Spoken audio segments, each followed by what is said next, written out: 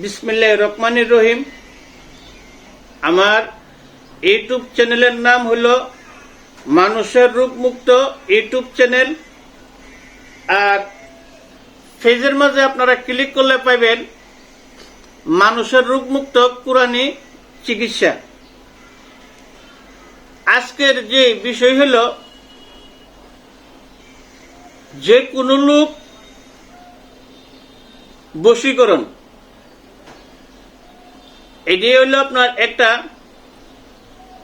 টুটকা, কোনো তাবিজ বা কোনো তন্ত্র মন্ত্র এবং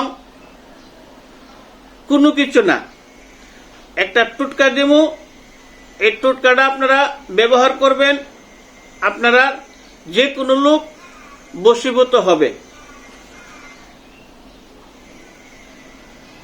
তবে আমার এই চ্যানেলটিকে মনে করেন অনেক লোক আপলোড করে সেরা আমার ভিডিওগুলা তারার চ্যানেল দিয়া কবিরাজ সাজিয়া তারা সারে।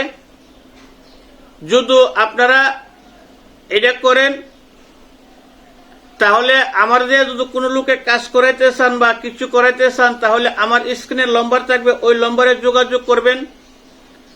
জাদু টোনা বেদ বান যাই কিছু তা হোক, আপনারা করাতে গেলে স্ক্রিনের নম্বর থাকবে, ওই নম্বরে যোগাযোগ করবেন। আমার নম্বরটা হলো 01728884429।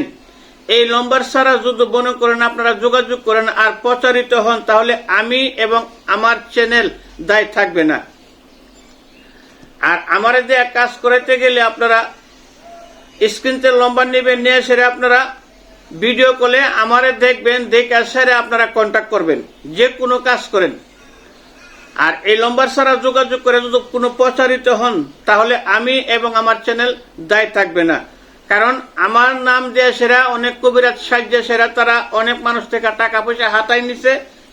আমার কাছে প্রমাণ আছে, ভিডিও আছে, সবকিছু আছে। বুঝে শুনে কাজ করবেন। আজকের যে বিষয় হলো, সর্বলোক বশীভূত হবে একটি টুটকা। এই যে একটি গাছের একটা টুটকা দেবো, এটার দ্বারাতে আপনারা অফিসের বস এবং স্বামী এবং স্ত্রী যে কোনো লোক বশীভূত হবে। তবে এখানের মাঝে একটা আছে, যেনে বশীভূত হবে আর আপনার গারো জোড়া সেরে নোয়াইবেন, উড়াইবেন, বসাবেন, এই ধরনের হবে না। আপনার বাধ্য হবে, আপনি যাই কোন, যেমন আপনার অফিসের বস কথা শুনতেছে না, হ্যাঁ আপনার কথা শুনবে। এমন না জানে আপনার বসরে গারো ধরে উঠাইবেন আর বসাবেন। আপনার স্ত্রী কথা শুনতেছে না, হ্যাঁ সে কথা শুনবে, এরকম। আর যদি কোনজনে না একবারে পাগল বানায় আপনার পায়ের নিচে রাখবেন, তা হবে না। আপনারা আগে বুঝেন, শুনেন, তারপরে আপনারা কাজ করবেন। এই যে দেখেন,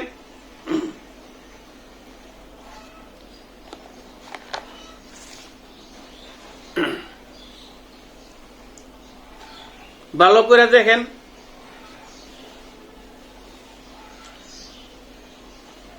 এই যে দেখেন, এই গাছটা আপনার সর্বপ্রথম সংগ্রহ করতে হবে। এই গাছটা, এই যে এই গাছটা সর্বপ্রথম আপনার সংগ্রহ করতে হবে। কোন জায়গাতে করবেন, কেমনে করবেন? এই গাছটার নাম কি? এই গাছটার নাম হলো আপনার সাদা অপরাজিতা।